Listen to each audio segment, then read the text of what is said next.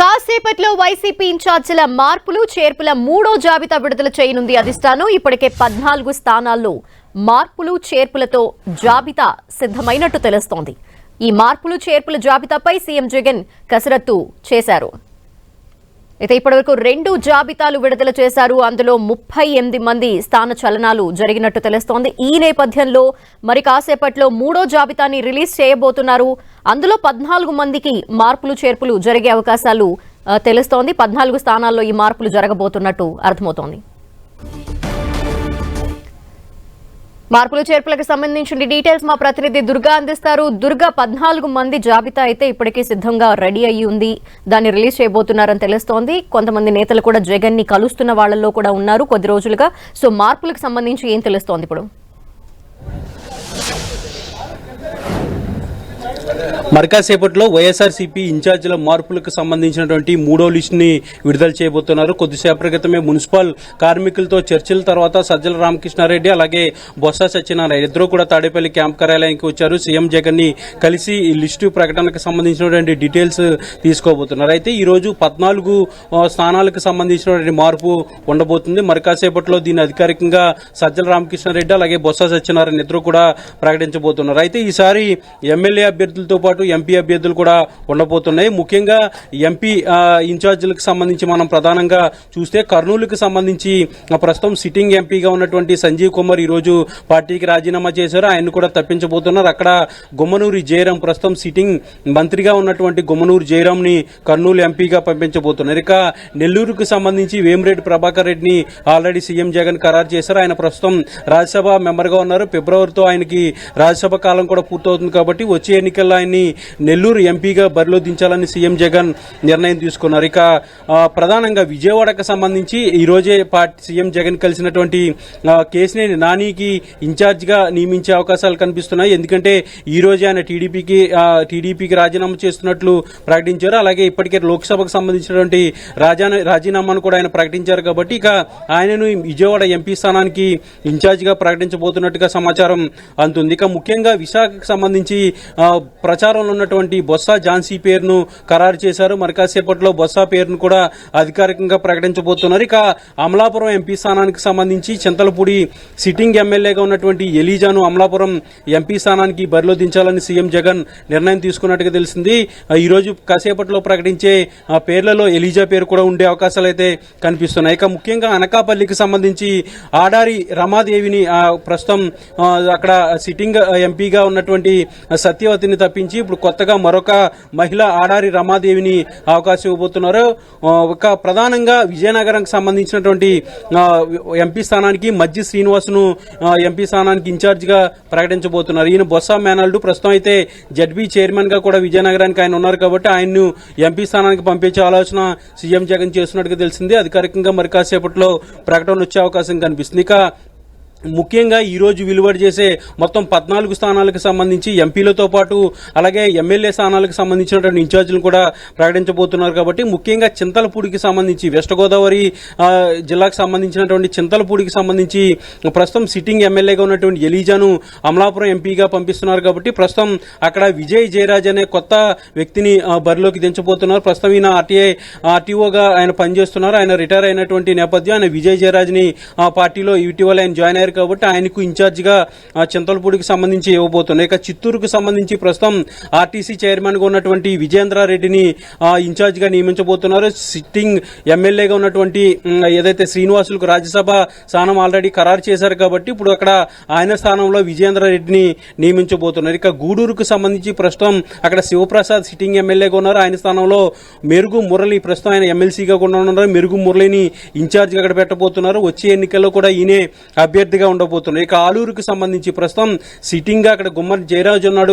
గుమ్మన జయరాం ఉన్నారు. ఆయన ప్రస్తుతం మంత్రిగా కూడా పనిచేస్తున్నారు. అయితే ఇప్పుడు ఆయన కర్నూలు ఎంపీగా పంపిస్తున్నారు. కాబట్టి ఆ స్థానంలో విరూపాక్ష అనే మరొక మహిళకు అవకాశం ఇవ్వబోతున్నారు. ఈమె కొత్త వ్యక్తి. ఈమెకు ఆలూరుకు సంబంధించినటువంటి ఇన్ఛార్జ్ గా అవకాశం ఇవ్వబోతున్నారు. ఇక దర్శికి సంబంధించి దర్శి నియోజకవర్గం ప్రస్తుతం సిట్టింగ్ ఎమ్మెల్యేగా ఉన్నటువంటి మద్దిశెట్టి వేణుగోపాల్ ని తప్పించబోతున్నారు. ఆయనకు వేరే స్థానం ఇచ్చే ఆలోచన చేస్తుంది. దానికి సంబంధించినటువంటి క్లారిటీ అయితే ఇంకా రాలేదు. ప్రస్తుతం దర్శికి సంబంధించి బూచేపల్లి శివప్రసాద్ రెడ్డిని ఇన్ఛార్జిగా నియమించబోతున్నారు. ఈ రోజు వచ్చే ప్రకటనలో దర్శి నియోజకవర్గానికి సంబంధించినటువంటి మార్పుల ప్రకటన కూడా ఉండే అవకాశం కనిపిస్తుంది. ఇక గంగాధర నెల్లూరుకు సంబంధించి ప్రస్తుతం సిట్టింగ్ గా ఉన్నటువంటి డిప్యూటీ సీఎం నారాయణస్వామి ఉన్నారు. నారాయణస్వామి ప్లేస్ లో ఆయన కుటుంబానికి సంబంధించినటువంటి ఆయన కూతురు కృపాలక్ష్మిని ఈసారి ఇన్ఛార్జ్ గా పెట్టబోతున్నారు. వచ్చే ఎన్నికల్లో నారాయణస్వామి ప్లేస్ లో కృపాలక్ష్మి పోటీ చేయబోతున్నారు. ఇక రాయదుర్గానికి సంబంధించి కాపు రామచంద్రారెడ్డి ఇప్పటికే పార్టీకి రాజీనామా కూడా చేసిన నేపథ్యంలో రాయదుర్గంలో కాపు రామచంద్రారెడ్డి ప్లేస్ లో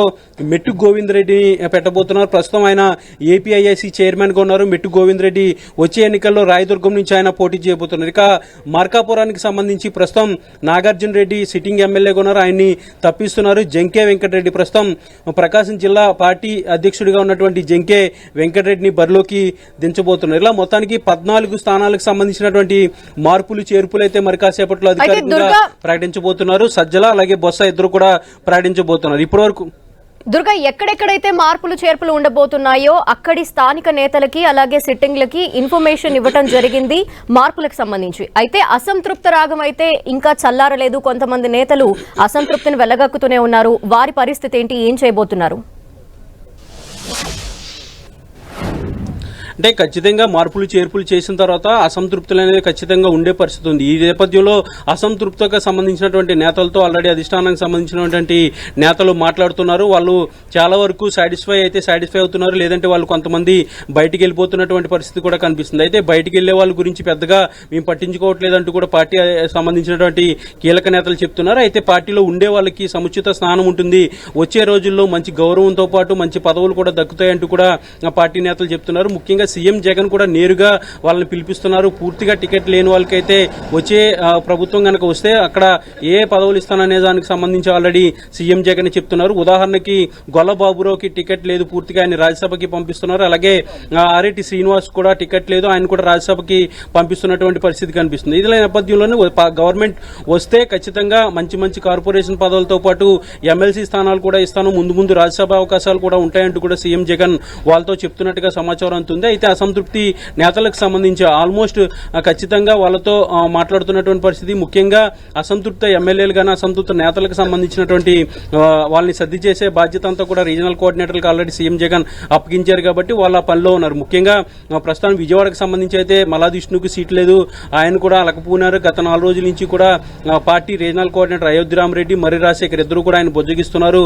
అనేక సార్లు వాళ్ళతో సమావేశం అవుతున్నారు. తాడేపల్లికి కూడా తీసుకొస్తున్నటువంటి పరిస్థితి. ఇక్కడ పార్థసారథికి సంబంధించి ఆయనతో కూడా మాట్లాడుతున్నారు. ఆయన కూడా బొజ్జగిస్తున్నటువంటి పరిస్థితికి ఆయన కూడా ససేమేరా అంటున్నట్టుగా సమాచారం అవుతుంది. ఇలా రాష్ట్ర వ్యాప్తంగా ఉన్నటువంటి అన్ని నియోజకవర్గాల్లో ఎవరైతే అసంతృప్తిగా ఉన్నారో వాళ్ళందరితో కూడా నేరుగా సీఎం మాట్లాడడంతో పాటు పార్టీ నేతలు కూడా మాట్లాడుతున్నారు. అయితే ఎవరైనా కనుక అసంతృప్తి వ్యక్తం చేస్తూ పూర్తిగా పార్టీ నుంచి వెళ్ళిపోయినా కూడా మేము చేసేది ఏం లేదంటూ కూడా పార్టీ నేతలు చెప్తున్నారు. అయితే పార్టీలో ఉన్న వాళ్ళకైతే మంచి అవకాశం, గౌరవం కూడా ఉంటుందని స్పష్టం చేస్తున్నారు. అయితే ఏదైనప్పటికీ కూడా మార్పులకు సంబంధించి చాలా కీలక నిర్ణయం అయితే తీసుకున్నాం కాబట్టి ఖచ్చితంగా మార్పులు చేర్పులు చేయాల్సిందే అంటూ కూడా వైసీపీ బాస్ అయితే చాలా స్ట్రాంగ్ గా కనిపిస్తున్నట్టుగా తెలిసింది. ఎవరినైతే మార్చాలో వాళ్ళని తాడేపల్లి పిలిపించి వాళ్ళతో మాట్లాడిన తర్వాతే డెసిషన్ తీసుకుంటున్నారు. ఒకవేళ వాళ్ళు అంగీకరించకపోతే వాళ్ళని నచ్చజెప్పే ప్రయత్నం కూడా చేస్తున్నారు. లేని పక్షంలో వాళ్ళు పూర్తిగా బయటికి వెళ్ళిపోతున్నటువంటి పరిస్థితి కనిపిస్తుంది. మొత్తానికి ఇప్పటివరకు 38 స్థానాలకు సంబంధించినటువంటి మార్పులు చేర్పులు చేశారు. మొదటి లిస్టులో 11 స్థానాలు, రెండో లిస్టులో 27 స్థానాలకు సంబంధించినటువంటి మార్పులు చేర్పులు ప్రకటించారు. ఇప్పుడు మరి కాసేపట్లో సజ్జల అలాగే బొత్స ఇద్దరు కూడా విడుదల చేయబోతున్నారు. మొత్తం 14 స్థానాలకు సంబంధించినటువంటి ప్రకటన అయితే మరి కాసేపట్లో ఉండబోతుంది. అయితే దుర్గా, ఈ మార్పులు చేర్పులు అనేవి ఏ ప్రాతిపదికన ఏ సమీకరణాలని బేస్ చేసుకొని జరిగినాయి? ప్రధానంగా ఎమ్మెల్యేల పనితీరుకు సంబంధించి అనేక రకాలుగా చేసినటువంటి సర్వే గత 2 ఏళ్ల నుంచి కూడా మానిటరింగ్ చేస్తున్నారు సీఎం జగన్. ముఖ్యంగా గడప గడపకు మన ప్రభుత్వం కార్యక్రమం మొదలెట్టినప్పటి నుంచి కూడా సీఎం జగన్ పదే చెప్తున్నారు. పనితీరు బాగాలేకపోతే ఖచ్చితంగా అభ్యర్థులు మార్చేస్తామంటూ కూడా చెప్తున్న నేపథ్యంలో వాళ్ళందరికీ సంబంధించి హెచ్చరికలు ఇస్తూ చివరికి ఏదైతే సర్వేలు అనేవి కూడా జరుగుతున్నాయి వాటి నివేదికలు వచ్చిన తర్వాత మార్పులకు సంబంధించి నిర్ణయం ఉంటుందంటూ కూడా మొదటి నుంచి కూడా సీఎం జగన్ చెప్తున్నారు. అయితే డిసెంబర్లోనే ఖచ్చితంగా మార్పులు ఉంటాయంటూ చెప్పారు. అదేవిధంగా డిసెంబర్ నుంచే మార్పులు అనేవి చేసుకుంటూ వస్తున్నారు.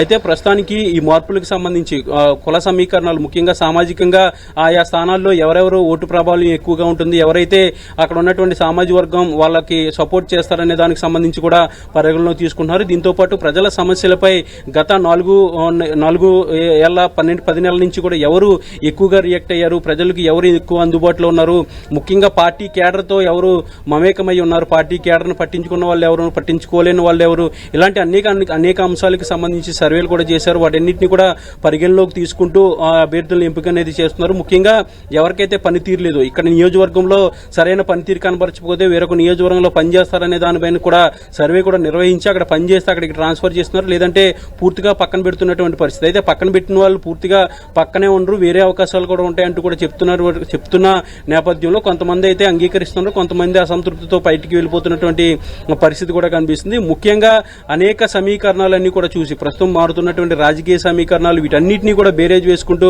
సీఎం జగన్ అయితే ఈ మార్పులకు సంబంధించినటువంటి నిర్ణయం అయితే తీసుకున్నారు. మొత్తం 65 స్థానాలకు పైగా మార్పులు ఉండబోతున్నాయి. ఇప్పటికే 38 స్థానాలకు సంబంధించినటువంటి మార్పులు ఆల్రెడీ ప్రకటించారు. మరొక 14 స్థానాలకు సంబంధించినటువంటి మార్పులు మరి కాసేపట్లో ప్రకటించబోతున్నారు. అయితే ఈ 14 స్థానాల్లో ఈసారి ఎంపీ స్థానాలు ఎక్కువ ఉండే అవకాశం అయితే కనిపిస్తుంది.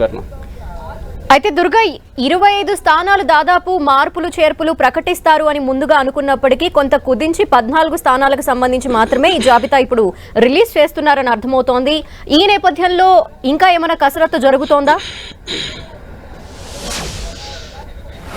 అంటే కసరత్ అనేది నిరంతరం జరుగుతుందనేది పార్టీ నేతలు చెప్తున్నారు. ముఖ్యంగా పార్టీ పొలిటికల్ గా ఎన్నికల సమయం కాబట్టి ఇదే చాలా కీలకమైన సమయం కాబట్టి మార్పులు చేర్పులు అనేది ప్రాసెస్ అనేది జరుగుతుంది. 1వ జాబితా, 2వ జాబితా, 3వ జాబితా లేదంటే తుది జాబితా అనేది ఉండదు. మార్పులు అనేవి మొత్తం క్లియర్ అయిన తర్వాత ఎంతవరకు క్లియర్ అయ్యాయో వాటన్నిటిని కూడా ప్రకటిస్తున్నాం.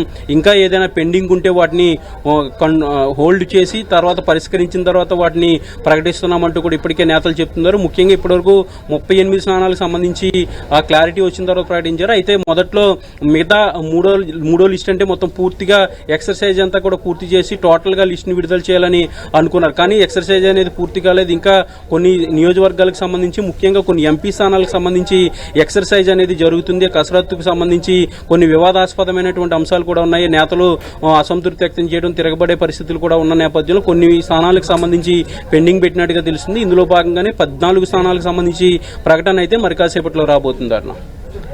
Okay, thank you Durga.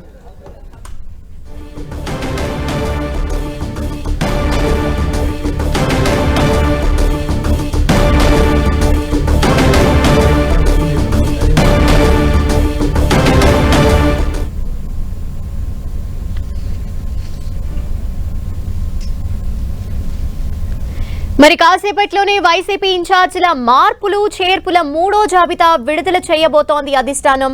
ఇప్పటికే 14 స్థానాల్లో మార్పులు చేర్పులతో జాబితా సిద్ధమైనట్టు తెలుస్తోంది. అయితే ఈ మార్పులు చేర్పుల జాబితాపై సీఎం జగన్ పూర్తి కసరత్తు చేసినట్టు తెలుస్తోంది. మరి కాసేపట్లోనే ఈ జాబితాని రిలీజ్ చేసే అవకాశాలు కనిపిస్తున్నాయి. మొత్తంగా 14 స్థానాల్లో మార్పులు చేర్పులతో ఈ జాబితా సిద్ధమైంది. ఇప్పటికే 38 స్థానాల్లో మార్పులు చేర్పులకు సంబంధించిన మొదటి విడత అలాగే రెండో విడత జాబితాని ప్రకటించిన నేపథ్యంలో ఈ రోజు 3వ జాబితా సిద్ధం చేసింది అధిష్టానం. ఆ జాబితాని మరి కాసేపట్లోనే రిలీజ్ చేయబోతున్నారు. అయితే ఎంపీ స్థానాలు కూడా ఈసారి స్థాన చలనం జరిగినట్టు తెలుస్తోంది. మార్పులు చేర్పులు జరిగాయని అర్థమవుతోంది. ఆ జాబితా మరి కాసేపట్లోనే రిలీజ్ చేయబోతున్నారు. మొదటిసారి జాబితా చూస్తే 11, అలాగే రెండోసారి 27 స్థానాల్లో మార్పుల జాబితాని రిలీజ్ చేసింది వైసీపీ అధిష్టానం. మరి కాసేపట్లోనే 3వ జాబితాని కూడా రిలీజ్ చేయబోతున్నారు. సామాజిక సమీకరణాలు అలాగే అక్కడి స్థానిక ప్రజల యొక్క అభిప్రాయాలకు సంబంధించి ఇవన్నీ కూడా బేరీజు వేసుకొని స్థానాల్లో అభ్యర్థుల మార్పులు చేర్పులు అలాగే ఇన్ఛార్జీల మార్పుల్ని చేస్తోంది వైసీపీ అధిష్టానం. మరి కాసేపట్లోనే 3వ జాబితాని రిలీజ్ చేయబోతోంది. అయితే 14 మంది అభ్యర్థులకు సంబంధించి ఇన్ఛార్జీలుగా నియమిస్తూ వారి జాబితాని రిలీజ్ చేయబోతోంది. 14 స్థానాల్లో మార్పులు చేర్పులు జరగబోతున్నాయి. అయితే ఎక్కడెక్కడైతే ఈ మార్పులు జరగబోతున్నాయో అక్కడి అభ్యర్థులకు సంబంధించి వారికి ఇన్ఫర్మేషన్ ఇస్తూ వస్తున్నారు. నేతలు కూడా వారితో మాట్లాడుతూ వస్తున్నారు. అయినప్పటికీ కొంత అసంతృప్తి వినిపిస్తూ ఉంది. కొంతమంది పార్టీకి విధేయత చూపిస్తూ పార్టీలోనే ఉంటామంటూ చెప్తున్నారు. మరికొంతమంది పార్టీలు మారుతూ కనిపిస్తున్నారు. ఈ నేపథ్యంలో వైసీపీ అధిష్టానం ఏం చేయబోతోంది, అసంతృప్తి విషయంలో నేతలతో ఏ విధంగా చర్చించబోతున్నారు, ఎటువంటి హామీలు ఇవ్వబోతున్నారు అనే విషయాలకు సంబంధించి కొన్ని డేస్లోనే క్లారిటీ వచ్చే అవకాశాలు కనిపిస్తున్నాయి. ఇక మూడో జాబితాని సిద్ధం చేసిన అధిష్టానం మరి కాసేపట్లోనే ఈ జాబితాని రిలీజ్ చేయబోతోంది.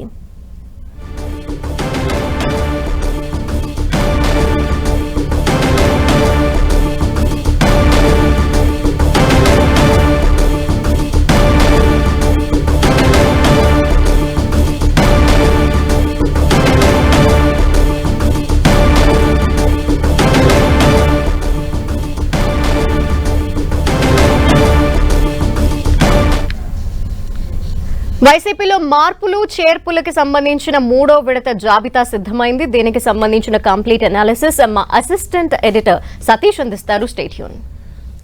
రైట్ ధనలక్ష్మి, మీరు చెప్పినట్టుగా మార్పులు చేర్పులపై వైఎస్ఆర్ కాంగ్రెస్ పార్టీ తీవ్ర కసరత్తు అయితే చేస్తోంది.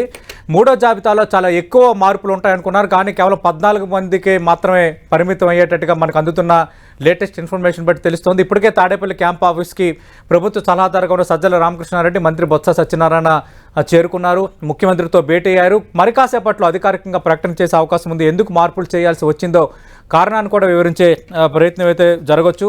మనం చూసాం, మొదటి విడతలో 11 మార్పులు స్థానచలనాలు చేస్తే రెండో విడతలో 27, అంటే అందులో ఒక 3 ఎంపీలను కూడా స్థానచలనం చేసిన పరిస్థితి కనిపించింది. అంటే ఓవరాల్గా మొదటి 2 జాబితాలో 38 మార్పులు చేస్తే ఇప్పుడు మూడో జాబితాలో 14 మార్పులు చేయబోతున్నారు. అంటే ఓవరాల్గా మనం చూస్తున్నప్పుడు దాదాపు ఇప్పటికీ 52 మార్పులు పూర్తయినట్టు. ఇంకా 4వ విడత జాబితా కూడా ఉందన్న ప్రచారం వైఎస్ఆర్ కాంగ్రెస్ పార్టీలో జరుగుతోంది. ఆ 4వ విడత జాబితాలో కనీసం 15 నుంచి 16 పేర్లు ఉండే అవకాశం ఉందంటున్నారు. అయితే మనం చూస్తే మూడో జాబితాకు సంబంధించి స్పెసిఫిక్గా ఎంపీ స్థానాలకు సంబంధించి కొంచెం ఎక్కువ మార్పులు చేర్పులు, కొత్త అభ్యర్థులు రావటం అనేది కీలకమైన అంశంగా ఇక్కడ చెప్తున్నారు. ఈరోజే అటు తెలుగుదేశం పార్టీకి గుడ్ బై చెప్పి వైఎస్ఆర్ కాంగ్రెస్ పార్టీలో చేరిన విజయవాడ సిట్టింగ్ ఎంపీ కేసినేని నానిని కూడా విజయవాడ పార్లమెంట్ స్థానానికి ఇన్ఛార్జిగా ప్రకటించబోతున్నారనేది మనకు అందుతున్న లేటెస్ట్ ఇన్ఫర్మేషన్. గత 2వ విడత జాబితా విడుదల చేస్తున్నప్పుడే మంత్రి బొత్స సత్యనారాయణ ఒక ప్రకటన చేశారు. మేము ఎవరైతే ఇన్ఛార్జీలుగా ప్రకటిస్తున్నామో వాళ్ళే అభ్యర్థులు అని చాలా స్పష్టంగా చెప్పిన నేపథ్యంలో అటు విజయవాడ నుంచి కేసినేని నాని వైఎస్ఆర్ కాంగ్రెస్ పార్టీ అభ్యర్థిగా బరిలో దిగడం దాదాపు ఖాయంగా కనిపిస్తోంది. అలాగే మనం చూస్తే విజయనగరం, కర్నూలు, విశాఖ, అమలాపురం, అనకాపల్లి ఈ స్థానాలకు సంబంధించిన మార్పులు చేర్పులపై కూడా మరి కాసేపట్లో అధికారిక ప్రకటన రాబోతోంది.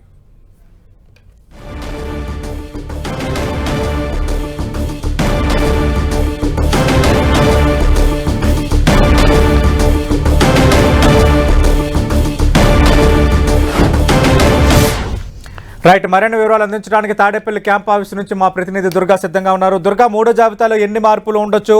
ఎక్కువ మార్పులు ఉంటాయని చర్చ జరిగిన కేవలం 14 మార్పులకే పరిమితం అవటాన్ని ఎలా అర్థం చేసుకోవాలి? కొంత ఎదురవుతున్న అసంతృప్తులు, అసమ్మతి నేపథ్యంలో కొంత ఏమైనా వైఎస్ఆర్ కాంగ్రెస్ పార్టీ అధిష్టానం కొంత పునరాలోచనలో పడిందా? మూడో లిస్ట్ అంత తక్కువ మందితో రాబోతున్న వెనుక కారణం ఏంటి? అయితే ఎక్సర్సైజ్ అనేది నిరంతరం జరుగుతుంది. ప్రక్రియ అనేది గత వారం రోజుల నుంచి కూడా సీఎం జగన్ చాలా సీరియస్గా కసరత్తు చేస్తున్నారు. ముఖ్యంగా అభ్యర్థుల మార్పులకు సంబంధించి, అలాగే ఎమ్మెల్యే సెగ్మెంట్లతో పాటు ఆ ఎంపీ సెగ్మెంట్లకు సంబంధించి కూడా ప్రధానంగా కసరత్తు అనేది సీఎం జగన్ చేస్తున్నారు. కాబట్టి మార్పులు చేర్పులకు సంబంధించి కొన్ని చోట్ల సెన్సిటివ్ అంశాలు కూడా ముడిపడి ఉన్నాయి. ముఖ్యంగా నేతలు వాళ్ళు ఆవేదన వ్యక్తం చేయడం, కొంతమంది అసంతృప్తి వ్యక్తం చేయడం కొన్ని చోట్ల కూడా ఉన్నటువంటి పరిస్థితుల్లో కసరత్తు అంతా కూడా జరుగుతున్న నేపథ్యంలో పూర్తిగా క్లారిటీ వచ్చినటువంటి 14 స్థానాలకు సంబంధించినటువంటి ప్రకటన అయితే ఉండబోతుంది. మిగిలినటువంటి స్థానాలకు సంబంధించి సంక్రాంతి తర్వాత ప్రకటన చేయబోతున్నారు. అయితే కొన్ని చోట్ల వివాదాస్పదం, కొన్ని చోట్ల ఇంకా క్లారిటీ రాకపోవడం, వీటికి సంబంధించి పెండింగ్ ఉండే అవకాశం కలుగుతుంది. అయితే మొదట్లో మూడో లిస్ట్ అంటే పూర్తిగా దాదాపు క్లియర్ చేయాలని అనుకున్నప్పటికీ కూడా కసరత్తు అనేది కాస్త ఆలస్యమైంది. ఇందులో భాగంగానే 14 ప్రకటన ఉండే అవకాశం అయితే కనిపిస్తుంది. ముఖ్యంగా మరి కాసేపట్లో ఈ ప్రకటన చేయబోతున్నారు. ఎప్పుడులాగే మొదటి లిస్టులోనూ అదేవిధంగా సెకండ్ లిస్టు ప్రకటించినట్టు సజ్జల అలాగే బొత్స ఇద్దరు కూడా మరి కాసేపట్లో బయటకు వచ్చి ఈ ప్రకటన కూడా చేయబోతున్నారు. అయితే మార్పులకు సంబంధించి ఇప్పటివరకు 38 స్థానాలకు సంబంధించినటువంటి ప్రకటన చేశారు, మరొక 14 స్థానాలు ప్రకటన చేశారు. ఇక మిగిలినటువంటి స్థానాలకు సంబంధించినటువంటి కసరత్తు కూడా కొనసాగుతుంది. సంక్రాంతి తర్వాత వాటికి సంబంధించిన ప్రకటన ఉండే అవకాశం కనిపిస్తుంది. అయితే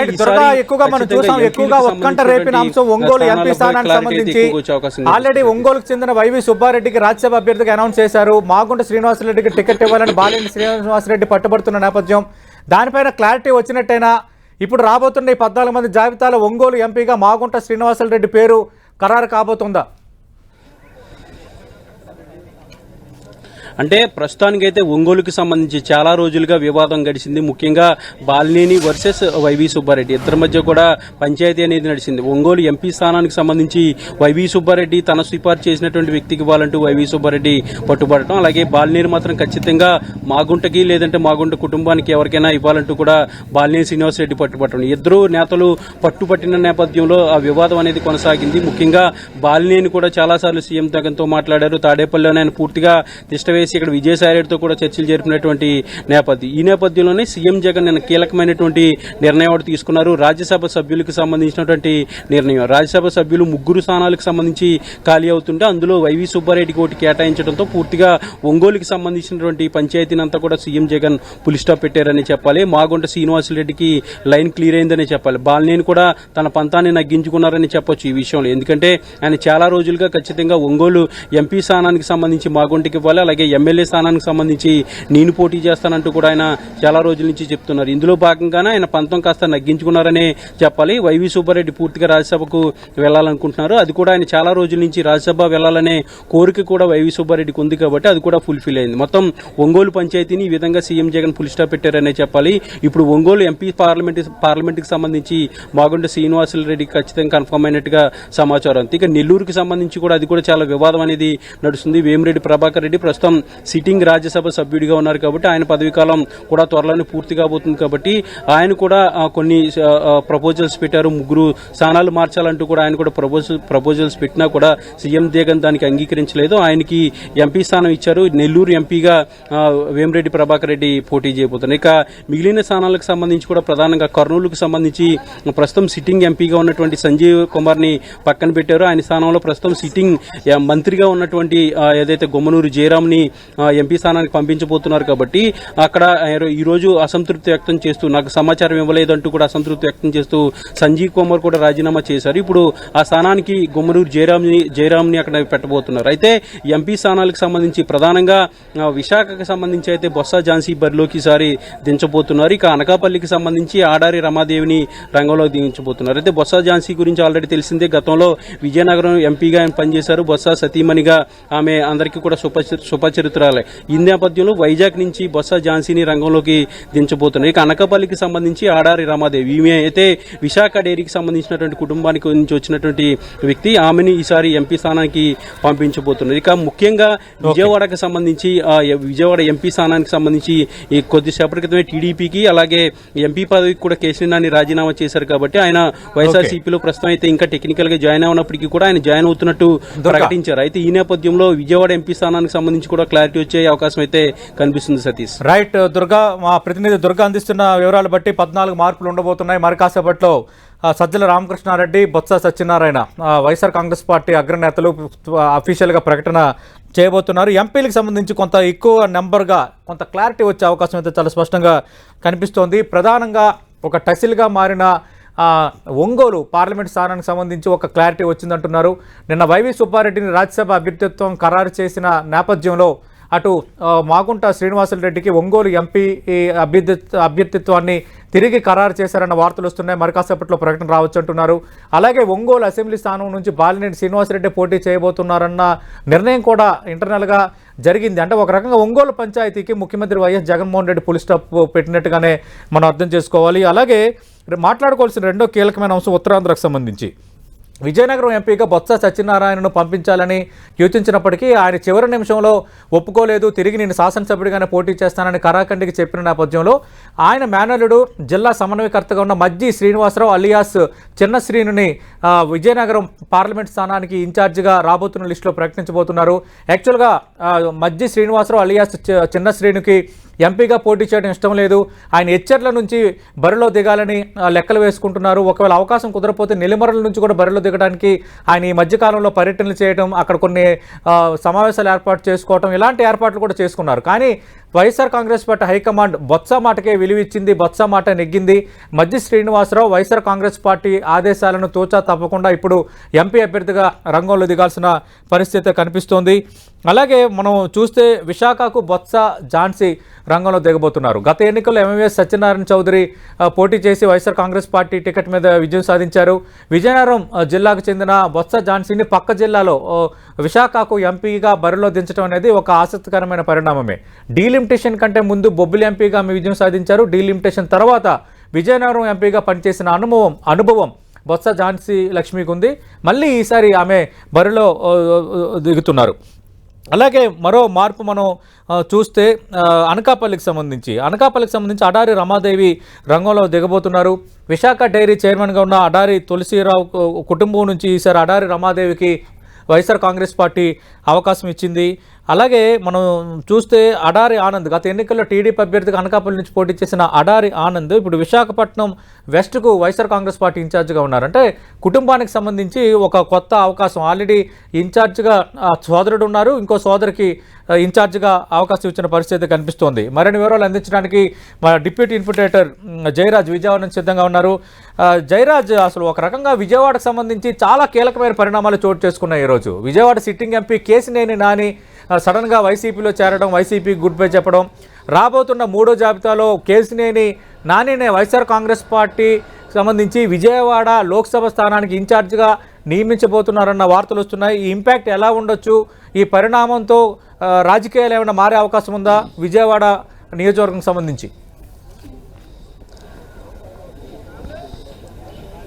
సతీష్, ఈరోజు మరికొద్దిసేపట్లోనే వైఎస్ఆర్సీపీ కొత్త జాబితా, మూడో జాబితా రిలీజ్ చేయబోతా ఉన్నారు. మొత్తం 14 మందికి ఈ మార్పులు చేర్పులతో కొత్త జాబితా సిద్ధమవుతుంది. మరికొద్దిసేపట్లో దీన్ని ప్రకటించడానికి సిద్ధమవుతున్నారు పరిస్థితి. ముఖ్యంగా విజయవాడ పార్లమెంటు గత 2 సార్లుగా వైఎస్ఆర్సీపీ ఆ స్థానాన్ని కోల్పోయింది విజయవాడ పార్లమెంట్ సభ్యుడిగా. అయితే 2014లో కూడా ఒకసారి పోటీ చేశారు పారిశ్రామికవేత్త, అప్పుడు ఓడిపోయారు. 2019లో కూడా ఒక పారిశ్రామికవేత్త పోటీ చేశారు. 2 సార్లు కూడా ఈ స్థానాన్ని కోల్పోయినటువంటి వైఎస్ఆర్సీపీ ఈసారి విజయవాడ పార్లమెంట్ని లక్ష్యంగా చేసుకుంది. ఆ సరైన అభ్యర్థి కోసం అన్వేషణ చేస్తున్నటువంటి నేపథ్యం ఉంది.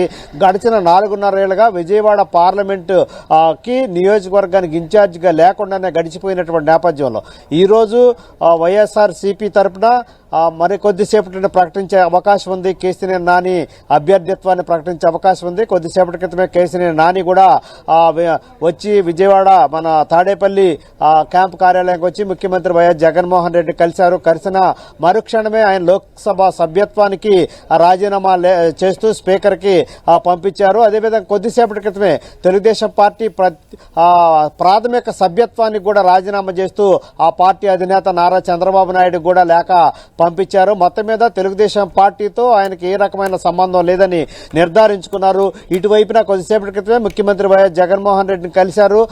విజయవాడ పార్లమెంటు అభ్యర్థిగా తన పేరుని ప్రత్యక్షంగా ప్రకటించాలని చెప్పి అభ్యర్థించిన నేపథ్యంలో ఆయన పేరు కూడా మరికొద్దిసేపట్లో రిలీజ్ చేసే విజయవాడ పార్లమెంటు అభ్యర్థుల లిస్టులో కూడా కేశినేని నాని పేరు ఉంటుందని భావిస్తా ఉన్నారు. మొత్తం మీద చూస్తే విజయవాడ పార్లమెంటుని 2 సార్లు కోల్పోయినటువంటి వైసీపీ రాబోయే ఎన్నికల్లో చాలా ప్రతిష్టాత్మకంగా తీసుకుని 2 సార్లు ఘన విజయం సాధించినటువంటి కేశినేని నానిని వైఎస్ఆర్సీపీ అభ్యర్థిగా నిలపడానికి దాదాపు సిద్ధమైంది. మరి కొద్దిసేపట్లోనే దీనికి సంబంధించిన అధికార ప్రకటన కూడా వెలువడే అవకాశం ఉంది. సతీష్, రైట్ జయరాజ్.